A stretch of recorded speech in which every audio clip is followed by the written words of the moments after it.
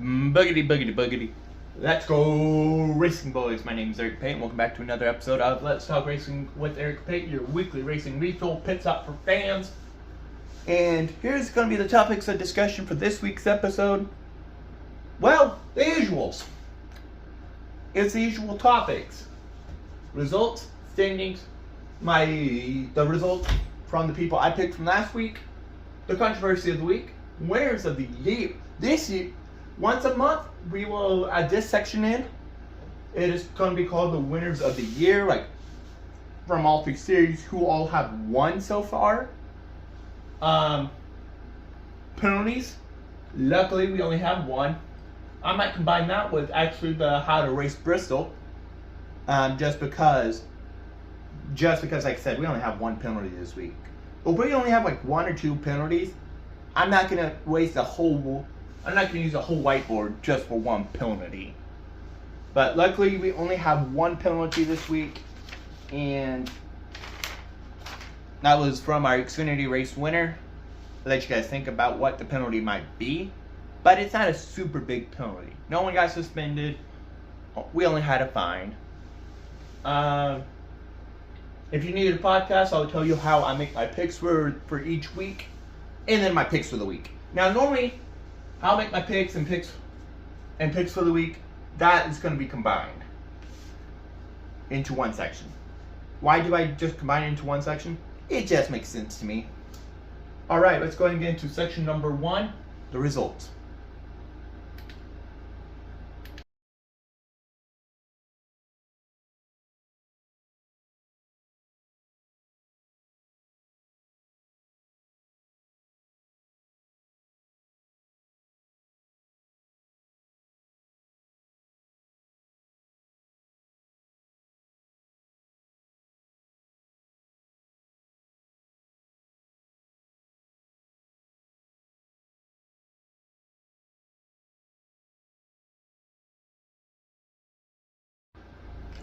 Alrighty, so let's go ahead and get into the race results. Hopefully you guys enjoyed that hyperlapse.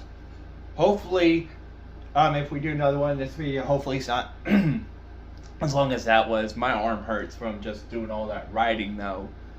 The results. Honestly, I could have combined also the standings as well, but we're not going to do that.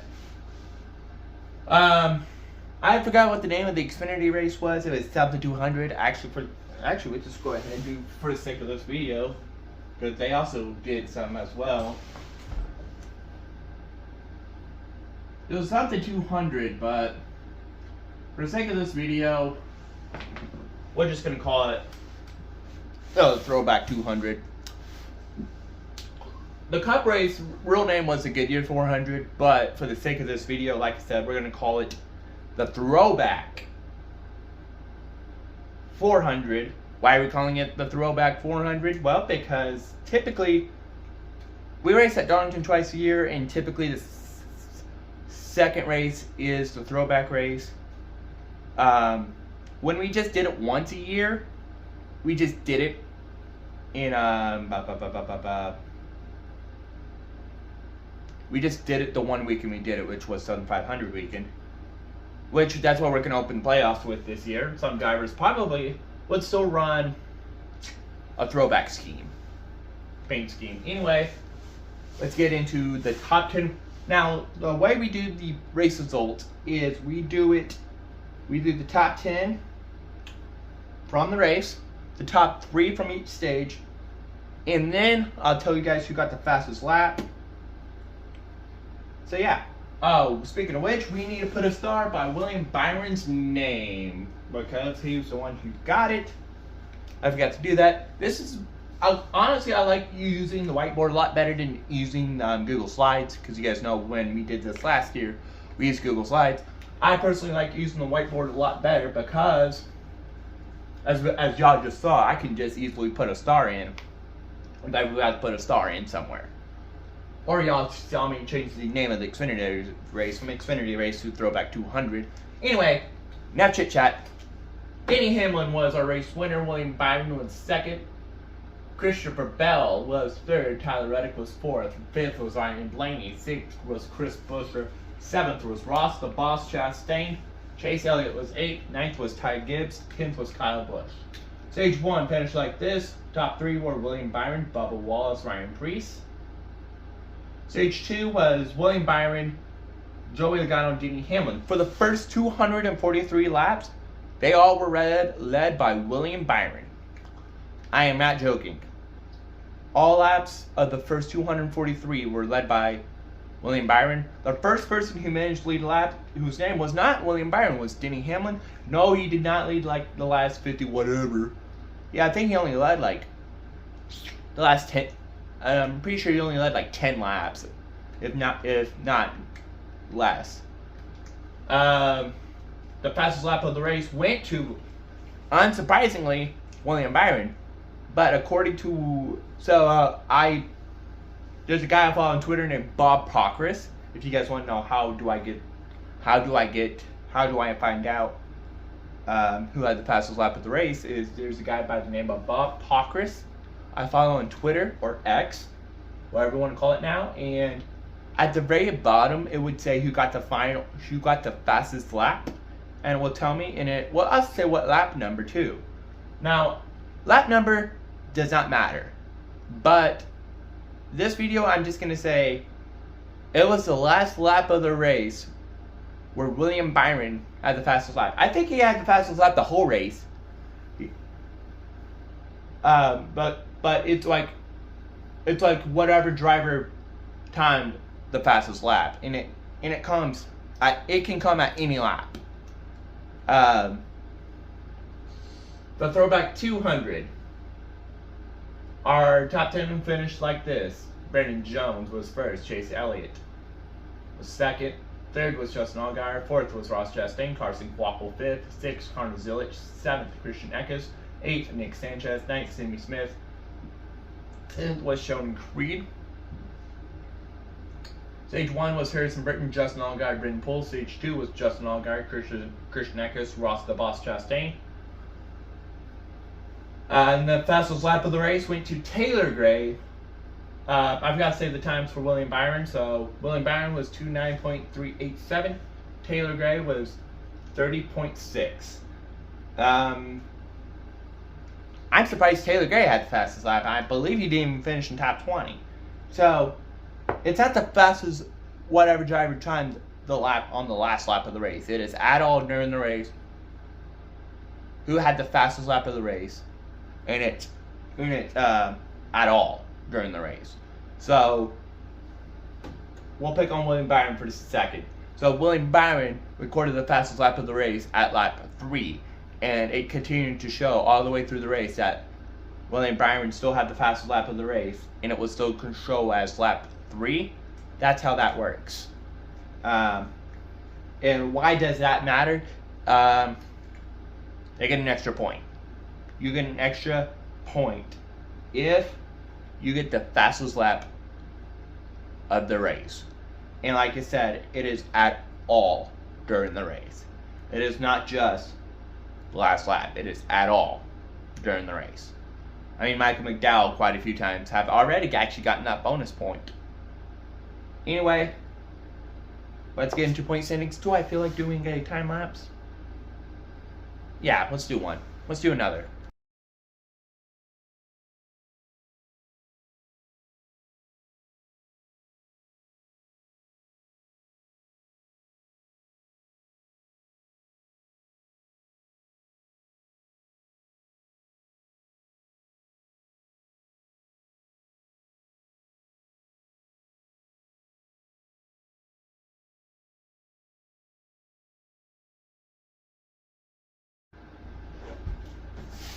Oh god, my arm is hurting from all this writing I have to be doing. You guys are thinking I'm writing this stuff in 30 seconds, but I'm really writing this stuff in like 6 to 7 minutes. Holy crap.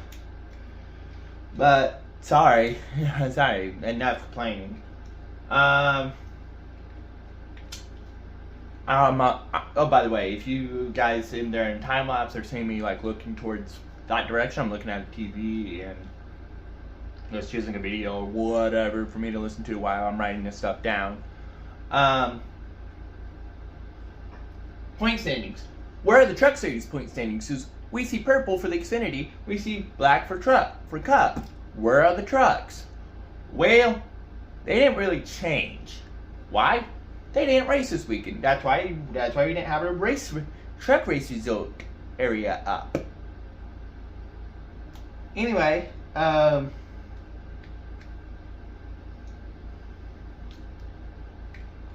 I decided, and just for some fun, I decided to switch sides, meaning Cubs on this side and Xfinity's on this side.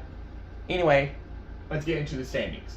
Justin Allgaier is currently the points leader. Sam Mayer is second, 275 points. Justin Allgaier has 346. Austin Hill has 267. Since we're doing a reminding of the winners later on in this video, I am not going to say if they have won this year or not. So, yeah. Sheldon Creed has 251 points. Jesse Love has 247 points.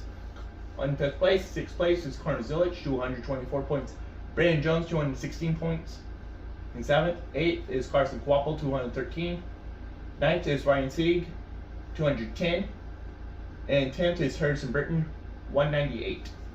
The Cup Series standings are: William Byron is our current points leader at 315. Denny Hamlin at 266, second place. Third place, Christopher Bell, 263. Chase Elliott, 256. Tyler Reddick is fifth place, 254. Kyle Larson is 244. Ryan Blaney is 236. Bubba Wallace, 233. Joey Logano is 232. Alex Bowman's 227. That is what the updated points looks like in the two series that did run this weekend. I am not planning on doing a hyperlapse of this next part. Let my phone charge up a little bit because I am using my phone and I am at 41%, and I don't think that's going to be enough for the rest of this video if we just keep doing hyperlapse and whatnot. So I'll be back with how my picks did for the weekend. Alright, so I managed to get two sections here combined, the controversy and how my picks did. So how did they do? Well, Denny Hamlin was race winner. And this was the fifth time he has won at Darlington. William Byron was second after being dominant. Like I said, he led the first 243 laps. Tyler Reddick, who was actually leading towards the end, was fourth. Ty Gibbs got home ninth. Bubba Wallace, after getting a podium last 2 weeks, was 21st. Chase Briscoe, who won last time we were in Darlington, was 26th. And then Kyle Larson, after two spins, was 27th. Now, he spun at lap 4 and lap 296.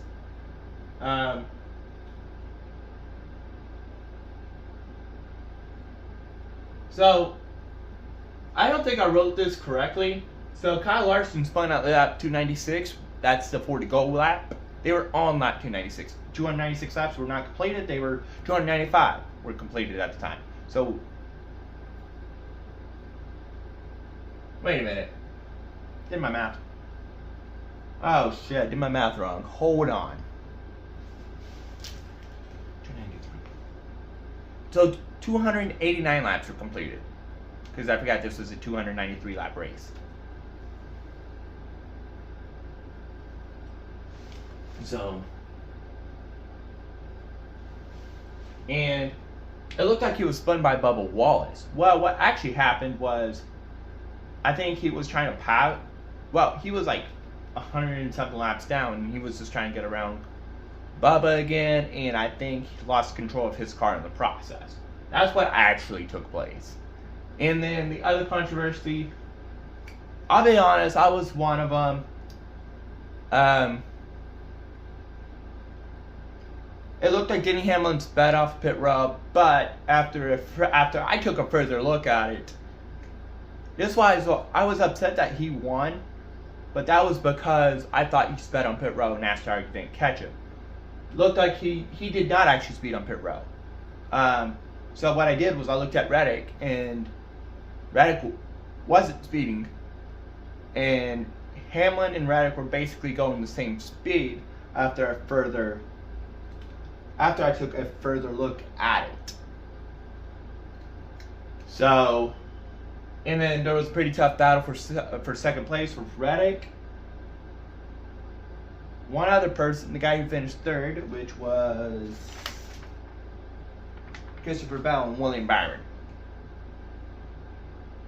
And yeah, for this next section, which is the reminding of the winners, I actually need to go to Google my notes app because I have it saved in my notes, and I didn't print off a copy of it. So I would need to use my phone, so there will not be a time lapse. I was told you guys enjoy the time lapse, so I will try to get them as much as possible in these videos, but I cannot do one for this next section because, like I said, I'm recording my phone, and on my notes app on my phone is where I have the race winners, and I don't have a copy of the document in my hand. So, be right back. Alright, so sorry for the glare on the truck side. I can't really do anything about that. I tried different camera angles, so I do want to apologize about the glare. I might move my whiteboard down a little bit. Actually, I don't know if I can because it's screwed into the wall. But I would definitely try to find out some ways I can get rid of this glare. So it doesn't bother you guys for when we do the podcast. Actually, turn off the living room light, keep the kitchen light on. See if y'all can still see that. Okay, that is a lot better actually. I can still see the board. Watching it from the camera, I can still see the board. So yeah, the Cup Series are reminding of the winners. Now, this is in order on how they joined the list. Now, a couple drivers have won multiple races this year. What I decided to do is I only wrote down the races. Now, for the time being, since we haven't really been that deep in the season, we're only on like week 10, and we've only had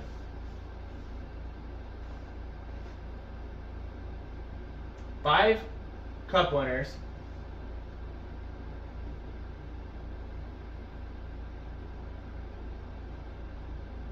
6 Xfinity, and 4 truck winners. But probably starting next month when we do the reminding of the winners, probably next month we might have to do a whole whiteboard for each series, which hope not, but yeah. For the Cup side, William Byron kicked us off with a win in the Daytona 500. Christopher Bell won the Embedded 400. Next week, Echo Park Automotive Grand Prix and the Shiners Children's 500 in Phoenix. Embedded 400 was in Atlanta, and then Echo Park Automotive Grand Prix was at in Circuits of the Americas. Josh Berry won the Pennzoil 400 in Las Vegas. Kyle Larson won the Straight Talk Wireless 400 in Homestead. Denny Hamlin won the Cookout 400 in Martinsville and the Throwback 400 in Darlington. And on the Xfinity side of things, Jesse Love got us kicked off in Daytona with a win in the United Rentals 300. Austin Hill, Bennett Transportation and Logistics 250 in Atlanta. U.S. Marine 250 in Martinsville. Connor Zilich got himself a win in the Focused Health 250 at Circuits of the Americas. Eric Amarola won the GolfX 200 in Phoenix. Justin Allgaier. This is literally the name of the race. The Luna in Las Vegas. And Hard Rock 300. Brendan Jones found out what the name of the race was. Sports Clips Help a Heroes VFW, Veterans of War. No, not Veterans of War. VFW. Whatever VFW stands for. Veterans of Foreign Wars. That's what it stands for. 200. Now, for the sake of the video, for the sake of space, because I didn't think I had enough space, I wrote throwback 200, like we called it at the beginning of this video. On the Truck Series side of things, Corey Haim won the first from Florida 200 in Daytona. Actually, he didn't really. That was won by Parker Kligerman, but due to NASCAR's ruling that they found that I think Kligerman's truck had 3 loose lug nuts, and in Xfinity and truck, since they still do the 5 lug nut method, if you are found to have more than 3 loose lug nuts, you are, whatever position you're finishing, sorry, I'm a little tired, is disqualified, and you get dropped down to dead last, regardless. And his legit win was the EchoSafe 200 in Las Vegas. Kyle Busch won the Freight Racing 208 in Atlanta. Kyle Larson won the Baptist Health 200 in Homestead. Daniel Hemrick won the Boys and Girls Club of Blue Ridge 200 in Martinsville.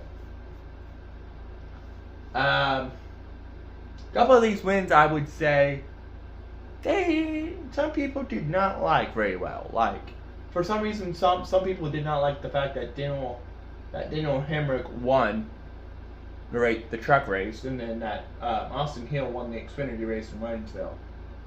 Usually, I just brush those people off and just be like, they won, so why are you complaining? They won. And I can't really talk, because anytime Denny Hamlin wins or Joey Logano wins, I do kind of get a little, I do get that way. I'd be like, why? I was like, what? They suck, or whatever. Alrighty. Now let's go to the penalties and how to race Bristol. Now, I'm also going to tell you how to pit Bristol. Not exactly race it, but how to pit in Bristol. Time-lapse time.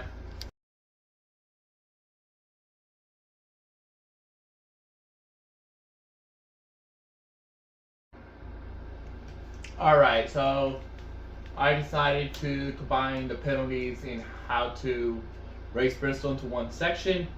The penalties we just have, again, like I mentioned earlier on in the episode, is we just have one. And it's Brandon Jones, who has a $5,000 fine due to a lug nut was found loose. Yes, he did. He still got to keep the win in the Xfinity race. Why did Kligerman though lose his from the trucks race?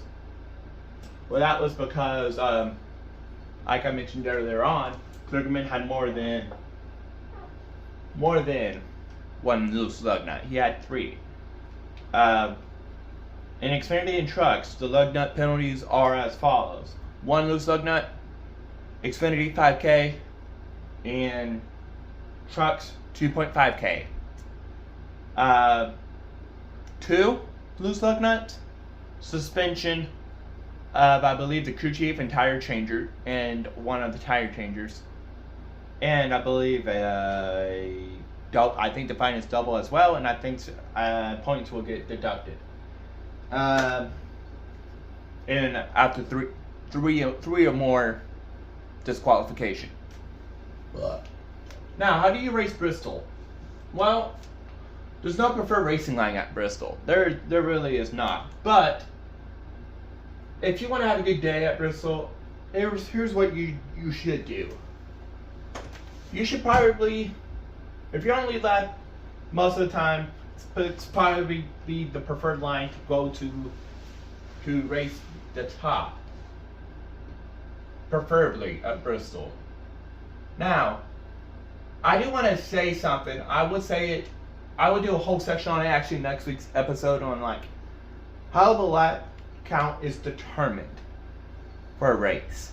Now, you may assume that the race count, the lap count is, I'm just going to go ahead and give a quick overview. We'll go into detail about that next week or the week after.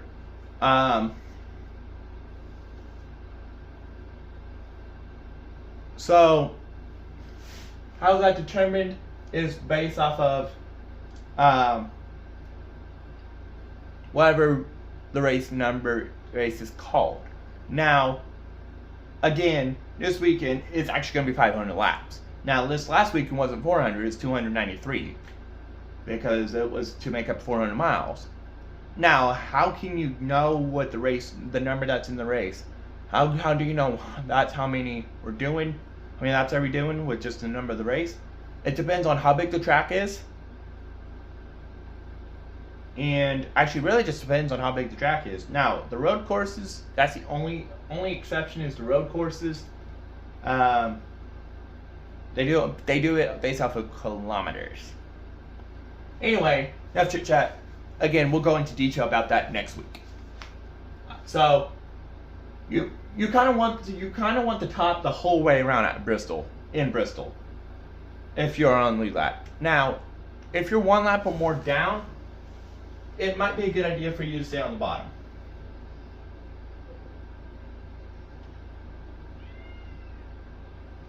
Why is that? Why is that the case? Why can't it be the other way around? Every race I've watched at Bristol, it just seems like the cars are faster on the top. Now there are most other tracks, like we're going to Talladega here in a couple weeks. Now I can't really describe on how to race that by way of drawing, so instead I am going to record me doing a race in Talladega and tell you guys like this is how you want to race Talladega. Because after this week, the Cup Series is off for 2 weeks. Is off next weekend for Easter. But Trucks and Xfinity are still going to go. So we'll still touch on them. We'll still touch on Trucks and Xfinity. And we'll do the Xfinity winning manufacturer. We'll get the cover. We'll get the logo for the episode between Rockingham and Talladega. We'll do the Xfinity winning manufacturer. So whoever wins the Xfinity race, the Xfinity winning manufacturer will get the logo. A couple of Cup guys are actually going to go race in Rockingham for the Xfinity series. Actually, here next weekend, but Cups just so they can race. Now, Bristol does have 2 pit rows. If you think your car's going to do better on bottom, go ahead and do it if you want, even if you're on the lead lap. Now, I'm going to go ahead and take away this blue line real quick, because this will be better for me to explain.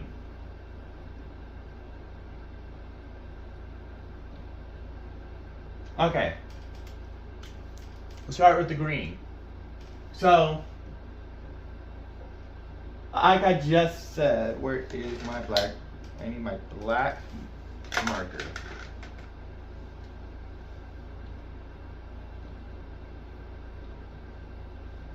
Okay. So, in Bristol, like I just said, you're racing in Bristol. If you have it, so there are 2 pit rows. Now, if you win the pole, most pole winners will choose the first pit stop. Well, so what they would do is, I will get to that in just a second with how is it done under caution. But under green, you can pit only on your side. You'll only have to drive your side, your pit row. So if you have a backstretch pit row, this is the backstretch. This is the front stretch. You just have to drive the front stretch. Same thing, backstretch. Now, same thing with the front. You just got to drive your section. They don't get combined. So you just got to drive your section. So if I'm racing at Bristol and I have a back stretch pit row, I just have to pit on the back side if we're green. I just have to drive the back side, the back pit row. Not the front stretch, just the back stretch pit row. I don't have to go down the front stretch pit row. No matter what though, regardless of what position you're in, you're easily going to lose 2 laps at Bristol under green if you do a normal pit stop. Because it takes you total pit row time takes you about 45 seconds at Bristol. Okay. Takes you 15 seconds to get, depending on where your pit stall is. 2. Takes you about, if you have a pit stall right here, takes you about 30 seconds to get to. Now, let's talk about, let's talk about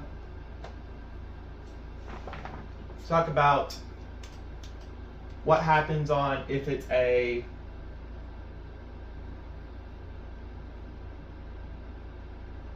it's caution. So caution comes out. Time to pit. What? It is different. You don't just drive your side. You just don't drive your side. You saw with the 2 green lines was that the line was separated over here. That was because, like I said, you only have to drive your side. So if I have a backstretch pit row, I just got to go down the backstretch on pit row.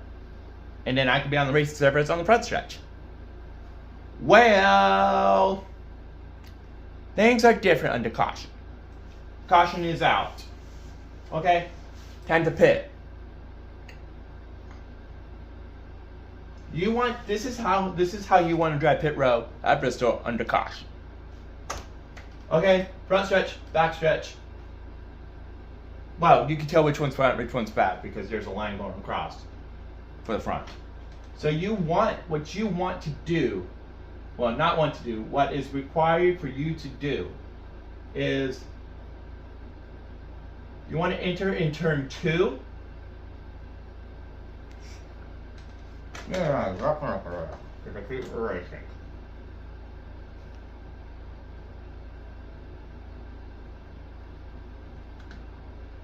So what you want to do is you enter in turn 2, drive the whole length of the backstretch pit row, unless your pit stall is on the backstretch. If it's on the front stretch, you have to go into pit row and turn 2. You have to go into pit row in turn 2 on the front stretch, on the backstretch. So this is regardless. Okay? Drive the apron in 3 and 4, and drive the whole length of the front stretch, pit row. So it gets combined, is what I'm saying. Is the 2 pit rows get combined. You'll have to be in the apron in through 3 and 4 when driving on pit row under caution. Is you have to drive the whole back stretch, apron in 3 and 4, and the whole front stretch. That is regardless on where your pit stall is at. If you have a back pit stall, you still have to. You will get but you just go back on the racetrack under caution. Now, if you hit pit row under green, then a caution comes out. I believe you can just drive your side. I've seen cases where caution has came out right when people has hit pit row. If you hit pit row line, now there's a commitment. There's with, like I said, this has two pit rows, so there's 2 commitment lines. If you hit the commitment line, then a caution comes out, no penalty. And then I believe at Bristol, you can still drive your side. You just have to drive I believe you can still drive your side. Now they probably would, if you were on the backside, they probably would encourage you to go ahead and drive the whole thing. We will talk about commitment lines. Actually, I feel like we need to talk about commitment lines in a later video of Let's Talk Racing with Eric Pate. We'll probably talk about that too next week. We'll talk about commitment lines next week, actually. I don't remember what I said we were going to talk about. But we'll just talk about commitment lines next week. So, that's how you want to drive Bristol. Let's get into the last part of this video.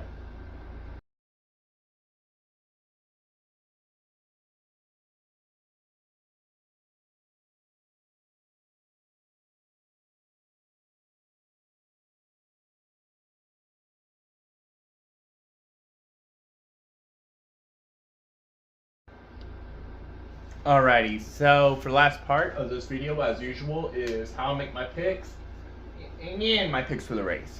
So I do betting odds for the race, the favorites for the race, because sometimes they can be different, but luckily the app I use combines both of them. I also take a look at the results from last year's race, and then the point standings. Sometimes they'll help me out to make my main picks. And they were this weekend. They are Denny Hamlin, who won this actually exact race we're going into last year. Guy Larson, our last Bristol winner. Christopher Bell, who does have a couple wins in the Xfinity Series at Bristol. Or does he just have one? I don't know. I'm pretty sure he has a couple, though, in the Xfinity Series at Bristol. Chris Buescher, who won the first Bristol asphalt race with the current car we have, the next-gen car.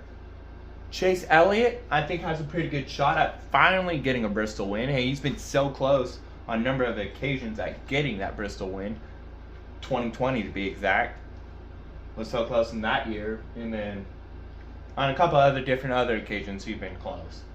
And then the dark horses, I picked Josh Berry, who has been lately a little bit of a short track driver, but I don't expect him to show up a whole lot at Bristol. And then not a lot of people expect John Hunter Nemechek to show up, but I have a feeling he could show up at Bristol. I skipped to Ty Gibbs, but I've been picking him a little too much lately for the dark horse. So we're not going to pick him this time. Anyway, check flags in the air. See you guys later.